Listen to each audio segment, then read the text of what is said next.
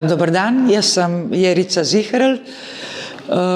Že dolga leta, vrsto let delam kot kustosinja v Novigradu Citanovi v Istri in vodim eno mičkeno galerijo, en muzej. In že od leta 97. smo začeli sodelovati s Kiblo, s Aleksandro in s Pecotom. In čeprav nismo bili na istem interesnem nivoju, nekako čez leta smo zelo pogosto imeli ali skupna potovanja, kakšne projekte ali pa izmenjavo razstav, tako da lahko nekako se nadovežemo nekateri umetniki, umetnice, ki so bili v Kibli, so bili predstavljeni v Novigradu ali pa iz Novigrada, kao što je Sanja Vekovič, Dalibor Martinis ili Giannino Božič, so bili predstavljeni pri vas v Mariboru. No, veseli me, da bomo predstavili novo razstavo in kako bi rekli Oblak in Novak opet nešto drugačije. Naravno, to ni toliko v konceptu Monty Pythona, ampak nekako je drugače, ker gremo razvleči eno zgodbo o realizaciji ideje, ki je bila med mejami diplomacijo, politike pa administracije. No, zdaj malo karikiram, ampak zakaj se gre? Moj kolega, sodelavec, kustos, Goran Tomčič, ki je tudi imel razstavo že v Kibli pred dolgimi leti, pred skoraj 3 leta je rekel: "Čuj, Jerica, vem, da mogoče ti se bo zdelalo, ampak imam super idejo, koncept, da naredimo razstavo, da povežemo malo afriške države, pa še nekaj, in da se ta dela njihova prenesejo v kovčku." Iz prva kot šusa rekla: "Ja, super, ne bom imela problemov s birokracijo, s špedicijo, zato ker to vse so izvan evropske države in tako naprej.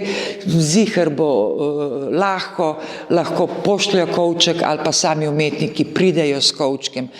In tudi, če odprejo kovček, bojo pač videli materijale, ne bom imela nobenih takih problemov, ata kar ne in kaj je že." No, problemov ni bilo z te umetniške strane, bilo pa je glih to, kaj sem zdaj opisovala.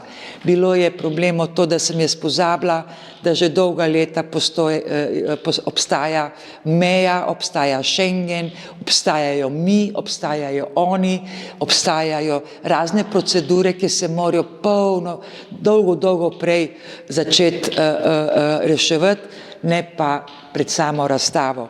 Ampak kakor gre ideja sam, da je umetnost v kovčku, seveda, da se lahko veže za tiste države, tiste kulture, kjer je umetnost tradicionalna. Več ali manj ta tradicionalna umetnost v večini držav se veže za tekstil, ne? Za njihovo tradicijo tkanja od Latinske Amerike, Južne Amerike pa afriške.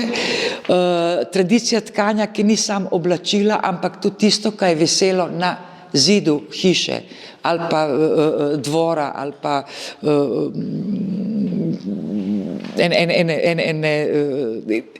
hiše, ki si se moral predstaviti.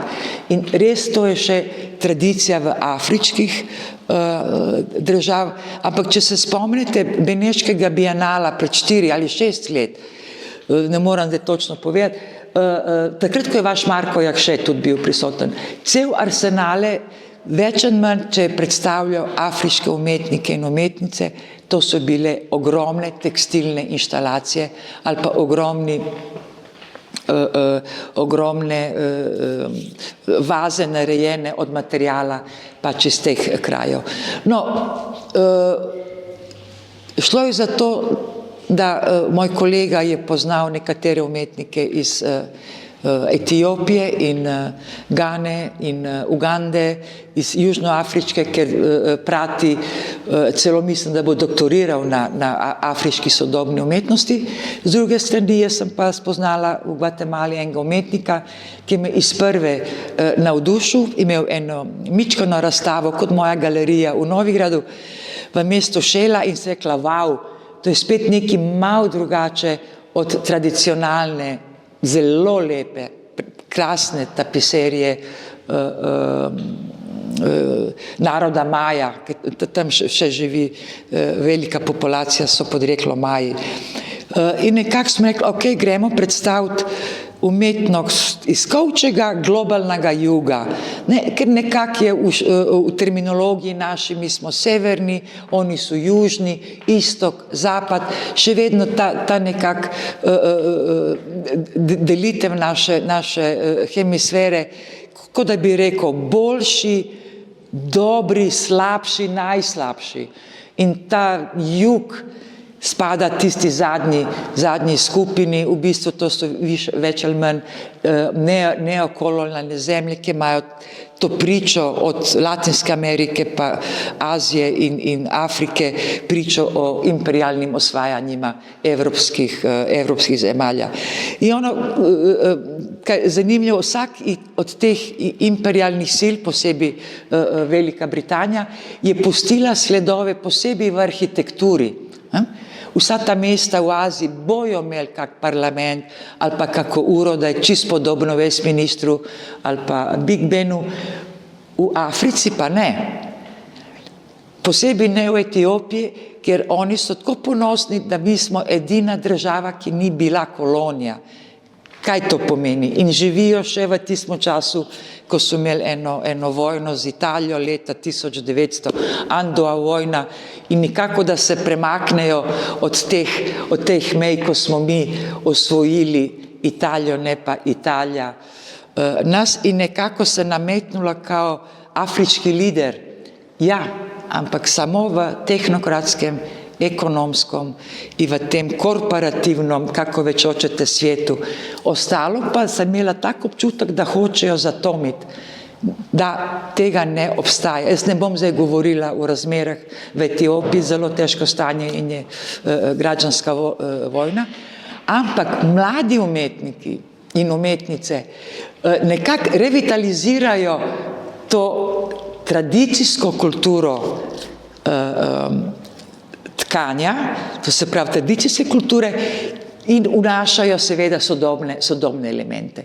Tako da velika večina njih rabi tekstil kot kulturno identiteto, ampak vnaša seveda ali sodobne materijale, to je več ali manj vse akrilik, plastika ali pa razne te perlice, ali pa nosi pričo, posebej ženski del umetnic, o ženi v položaju kolonialne ali nekolonialne sredine.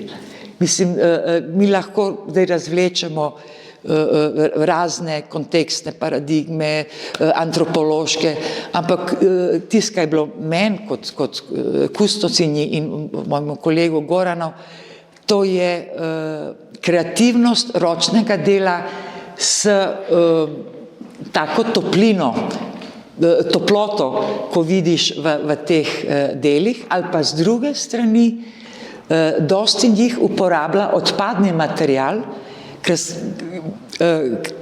prek katerega lahko govorimo o razpadu, o ekosustavu, o plastici, ampak mi se zdelo, da ne gre tlele toliko, da se ne referirajo na manifeste o zaštiti prirode, o ekologiji, permakulturi, ampak več se gre, ta je material prisoten, čeprav je odveč, ampak kako ta material preoblikujem, da dobi ena druga likovna svojstva. Ne?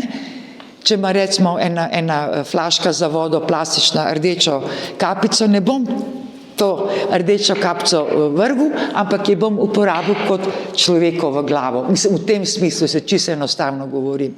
To se pravi, uporabljajo odbačene materijale, kot je plastika, ali pa kot so Japonke v Gani, ker cela ganska obala je zasičena ne samo plastikom, ampak tudi oblekami in Japonki, in imamo enega umetnika, ki dela take krasne slikovne, reljefne kompozicije samo od najdenih Japonk. Tako da ni to manifest ko se reče, o zagađenju prirode plastikom, nego kako reupotrijebiti i možda dati drugi život materijalu kojeg si našao. Znači, boste vidjeli, imamo eno inštalacijo, ki je polna smeti, mi imamo jamnica, jogurt, vrečke, zaviješ banano, greš pa zaviješ solato v trgovini, celo so že zapakirane. Ne? In kaj narediš s tem? Je vržeš. Ne? Ta naš mlad sicer živi v Berlinu. Ja, tisti umetniki, ki niso mogli priti iz Etiopije, so prišli iz Anglije pa iz Berlina. Pač je naredil eno tako inštalacijo, če pritisneš na elektromotor, je kot se vrti, je kot tornado. Ne? To vemo, da je tornado razoren veter, ki lahko uniči krajino in ljudje. On je pa to prenesel na plastiko. In če zavrtiš tornado, to leti plastika posod okrog nas. Znači, paralele, ja, če gremo na besedila, če gremo na literarno stran, če gremo na, kako hočete, še hujš, filozofsko, sociološko stran, ampak mi se zdi, da vsem predvlada metje, delo in izkušnje, ko imam s obiskovalci, ko vidijo nekatere izložene, se nasmejejo. Ali se nasmeje zaradi barve, ali se nasmeje zato, ker je presenečen, da vidi nekaj, da se giba, ali se nasmeje, če vidi take mičkane figurce narejene od flašk za vodo, ali se nasmeje od oblačila, ko so narejena od plastičnih shopping vrečk, ki lahko celo tako za finto, ali pa lahko, če si že toliko osveščen, lahko ga oblečeš, pa govoriš o problemi današnjega človeštva. Tako da ima